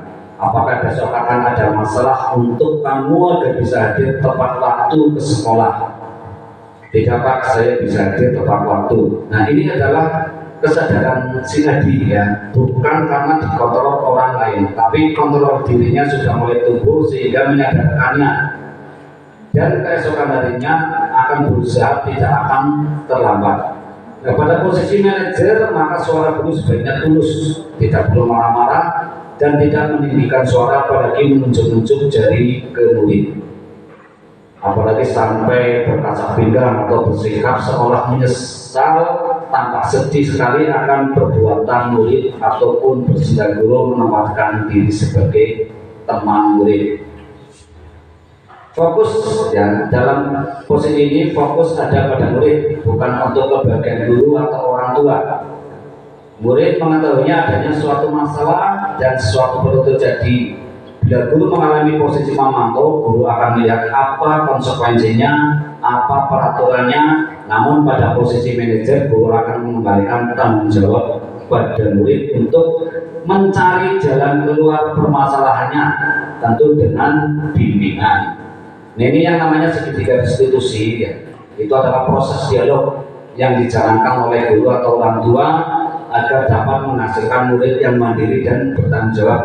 Jadi segitiga restitusi ini tidak hanya dilakukan di lingkungan sekolah saja, tapi di lingkungan keluarga yang sudah punya putra putri bisa diterapkan apabila ada putra putri yang melakukan suatu masalah. Nah, kita bisa menggunakan langkah-langkah segitiga restitusi ini, yaitu ada 3 langkah ya, menstabilkan identitas. Teori kontrol ini kita semua akan melakukan hal yang terbaik yang bisa kita lakukan. Ada validasi tindakan yang salah, jadi tindakan yang salah itu divalidasi. Nah, kan semua perilaku itu memiliki alasan. Nah, jadi tindakan salah apapun itu pasti ada alasannya. Nah, yang terakhir adalah menanyakan keyakinan kelas. Nah, ini nanti yang kita memberikan ya, untuk bersedia menanyakan, untuk bersedia memperbaikinya, yang akhirnya kita kembalikan pada keyakinan kelas, sehingga diharapkan semua memiliki motivasi internal atau motivasi dalam diri. Nah, ini posisi segitiga restitusinya ya. Yang bagian bawah itu adalah menstabilkan dari urutannya ya. Dari bagian bawah dulu, kemudian samping kiri ya. Itu adalah untuk validasi tindakan yang salah. Dan yang terakhir adalah samping kanan itu menanyakan keyakinan kelas. Ini kamu ingin menjadi orang yang seperti apa ya. Ini masuk dalam menanyakan keyakinan kelas. Nah, ini menstabilkan identitas, maksudnya ini bertujuan untuk mengubah identitas anak dari orang yang gagal karena melakukan kesalahan menjadi orang yang sukses. Anak yang melanggar peraturan karena sedang mencari perhatian adalah anak yang sedang mengalami kegagalan. Dia mencoba untuk memenuhi kebutuhan dasarnya, namun ada peraturan, ada benturan. Kalau kita mengkritik dia, maka kita akan tetap membuatnya dalam posisi gagal. Kalau kita ingin dia menjadi reflektif, maka kita harus meyakinkan si anak dengan cara menantangkan kalimat-kalimat berikut. Berbuat salah itu tidak apa-apa. Tidak ada manusia yang sempurna. Nah, jadi di sini bila ada anak melakukan kesalahan itu jangan langsung kita marah-marah. Tapi kita maklumi apa yang mereka perbuat, apa yang mereka lakukan itu kita maklumi. Ya, karena semua orang pasti pernah mengalami hal yang salah. Semua manusia itu tidak ada yang sempurna. Di sini tujuannya adalah untuk mencari solusi, bukan untuk mencari siapa yang salah atau siapa yang membuat permasalahan. Nah, dalam sesi kedua ini validasi tindakan itu adalah untuk mencari alasan yang memenuhi kebutuhan dasar. Ya. Menurut teori kontrol, semua tindakan manusia baik atau buruk pasti memiliki maksud tujuan tertentu. Nah, di sini dalam validasi tindakan ingin mengetahui alasannya anak melakukan tindakan itu apa. Seorang guru yang memahami teori kontrol pasti akan mengubah pandangannya dari teori stimulus respon ke cara berpikir proaktif yang mengenali tujuan dari setiap tindakan. Kita mungkin tidak suka sikap seorang anak yang terus-menerus merengek, tapi bila sikap itu mendapat perhatian, mendapat perhatian kita, maka itu telah memenuhi kebutuhan anak tersebut. Kalimat-kalimat berikut mungkin terdengar asing buat ibu bapak guru, namun bila dikatakan dengan nada tanpa menghakimi akan memvalidasi kebutuhan mereka. Padahal kamu bisa melakukan yang lebih buruk dari ini ya. Nah, ini misalnya anak berkelahi terus melempar-lempar tas, tapi hanya sampai melempar tas dan tidak sampai berbuat yang lebih buruk lagi. Kamu pasti punya alasan mengapa melakukan hal itu, dan ini yang menanyakan alasan mengapa anak melakukan hal tersebut. Kamu patut bangga pada dirimu sendiri karena kamu telah melindungi sesuatu yang penting buatmu. Kamu boleh mempertahankan sikap itu, tapi kamu harus menambahkan sikap yang baru. Nah, sesi yang ketiga baru menanyakan keyakinan kelas ya, keyakinan di kelas yang kita buat, yang kita jadikan pedoman agar kelas dalam proses pembelajaran nyaman, aman dan menyenangkan. Nah, kita terapkan di posisi yang terakhir di sesi ketiga dalam segitiga restitusi. Teori kontrol menyatakan bahwa kita pada dasarnya termotivasi secara internal. Jadi pada dasarnya kita itu motivasi datang dari diri kita sendiri. Ketika identitas sukses telah tercapai, langkah satu tingkah laku yang salah telah divalidasi ya, ini langkah dua, maka anak akan berpindah menjadi orang yang dia inginkan. Nah, pertanyaan di bawah ini menghubungkan keyakinan anak dengan keyakinan kelas atau keluarga. Apa yang kita percaya sebagai kelas atau keluarga? Nah, apa nilai-nilai umum yang kita telah sepakati? Apa bayangan kita tentang kelas yang ideal? Kamu mau jadi orang yang seperti apa?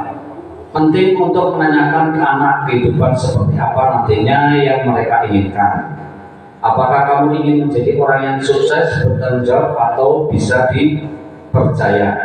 Nah, kebanyakan anak akan mengatakan iya, tapi mereka tidak tahu bagaimana caranya menjadi orang yang seperti itu. Guru dapat membantu dengan pertanyaan seperti apa jika mereka menjadi orang seperti itu. Ketika anak sudah mendapat gambaran yang jelas tentang orang seperti apa yang mereka inginkan, guru dapat membantu anak-anak tetap fokus pada gambaran tersebut. Nah, ini adalah 3 langkah segitiga restitusi ya. Di sini juga ada contoh kasus ya. Ibu Dani menjelaskan pelajaran bahasa Inggris di papan tulis, namun beliau memperhatikan bahwa Fajar malah tidur-tiduran dan tampak acuh tak acuh pada pelajarannya. Fajar coba menjawab pertanyaan nomor 3, maju ke depan dan kerjakan di papan tulis. Fajar pun tampak malas-malasan maju ke depan, dan sampai di depan papan tulis pun Fajar hanya diam terpaku sampai memegang buku bahasa Inggrisnya dan memainkan spidol di tangannya. Ayo Fajar, makanya jangan tidur-tiduran. Lain kali perhatikan. Sudah, sana duduk kembali. Kira-kira siapa yang bisa? Fajar pun kembali duduk di bangkunya. Hal seperti ini sudah seringkali terjadi pada Fajar. Seperti tidak memperhatikan acuh tak acuh dan nilai-nilainya pun tidak terlalu baik untuk pelajaran bahasa Inggris. Pada saat ditegur oleh Ibu Dani, Fajar hanya menjawab tidak tahu. Ibu Dani pun menjawab lirik, gimana kamu Fajar, kamu tidak kasihan sama ibu ya? Ibu sudah capek-capek mengajar kamu, tidak kasihan sama ibu. Dan Fajar pun dia membisu. Nah, dari contoh kasus di sini, kira-kira posisi kontrol apa yang diambil oleh Ibu Dani dalam pendekatannya kepada Fajar di antara 5 posisi kontrol tadi? Apa penghukum, pembuat merasa bersalah, atau teman, pemantau? Kira-kira apa Ibu Bapak? Merasa bersalah.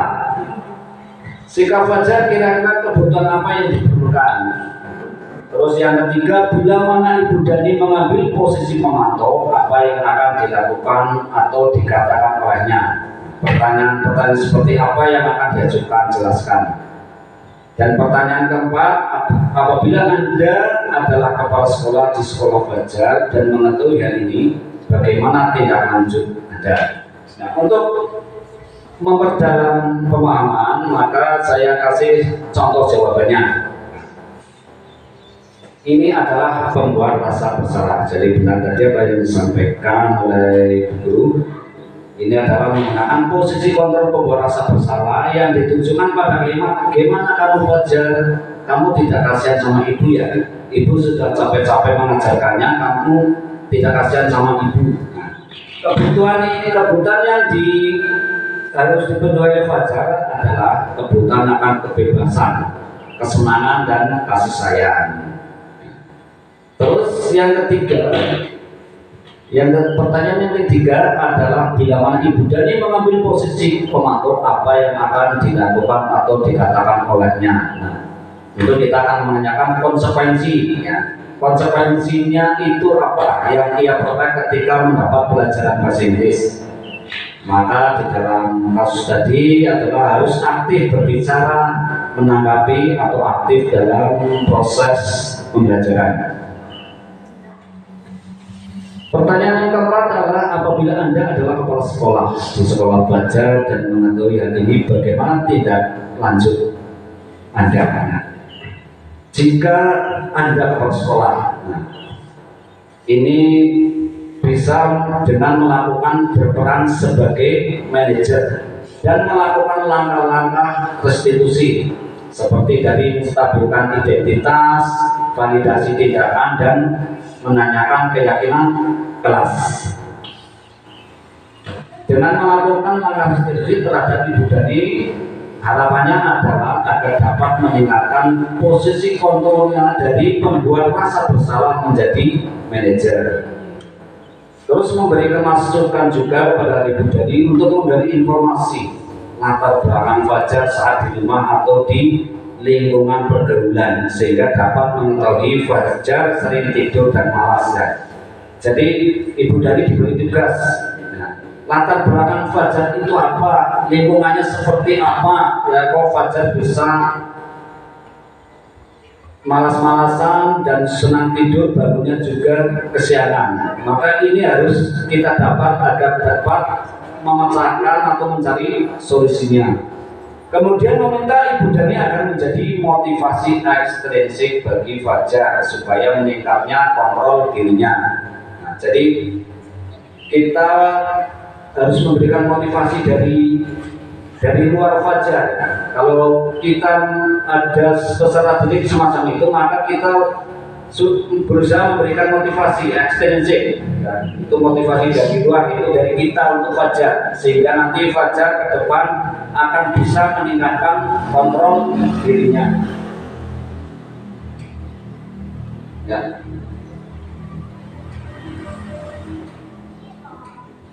Demikian ya. Sosialisasi atau diseminasi budaya positif yang terdiri dari 6 konsep inti ya. Mungkin apabila Ibu Bapak kurang begitu memahami, di dalam penerapan nanti kita bisa berdiskusi bersama di dalam waktu-waktu yang santai, baik waktu jeda atau istirahat atau waktu setelah siswa-siswi pulang sekolah, kita bisa sambil santai dan ngobrol mendiskusikan apa yang perlu dipahami kembali dalam rangka penerapan budaya positif di lingkungan SD Negeri 1 Gondang. Dan harapan saya apabila Ibu Bapak sudah memahaminya adalah kita dapat berkolaborasi untuk menerapkan budaya positif ini di lingkungan sekolah kita dengan tujuan agar peserta didik kita menjadi lebih baik. Saat ini sudah baik, maka harapan kita adalah ke depan untuk lebih baik lagi. Barangkali apa yang sudah saya sampaikan, ada hal-hal yang perlu ditanyakan, dipersilakan. Sekarang masuk ke sesi tanya jawab. Monggo, ada hal yang akan ditanyakan, bisa ditanyakan, dan jika tidak ada berarti saya anggap semuanya sudah memahaminya, namun tidak menutup kemungkinan apabila nanti ada hal yang perlu digali lagi, perlu dipahami lagi, kita bisa berdiskusi bersama. Dan diskusinya tidak harus formal ya, kita biasa duduk di kantor bersama, kita sambil ngobrol mendiskusikan hal-hal yang perlu kita terapkan bersama.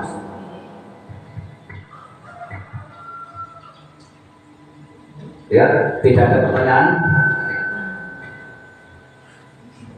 Kalau tidak ada, saya kembalikan kepada pembawa acara ya. Kurang lebihnya saya mohon maaf yang setulus-tulusnya, dan semoga apa yang saya sampaikan itu bisa bermanfaat dan kita terapkan bersama-sama. Dan terima kasih atas kerjasamanya juga sehingga acara diseminasi budaya positif ini bisa berjalan dengan lancar, dengan baik ya. Walaupun pada pokok intinya itu adalah dari ridho Allah Subhanahu wa Ta'ala, namun panjenengan semua, teman-teman semua, juga ibu kepala sekolah sebagai pelantarannya. Jadi sekali lagi saya ucapkan terima kasih dan mohon maaf atas semua kekurangan yang saya sampaikan. Waktu saya kembalikan kepada pembawa acara dan saya akhiri. Assalamualaikum warahmatullahi wabarakatuh. Waalaikumsalam warahmatullahi wabarakatuh. Kepada beliau kami sampaikan terima kasih. Semoga apa yang sudah disampaikan oleh Bapak Kiswan Sumarto dapat bermanfaat bagi kita semua dan menjadikan kita lebih baik lagi untuk kedepannya.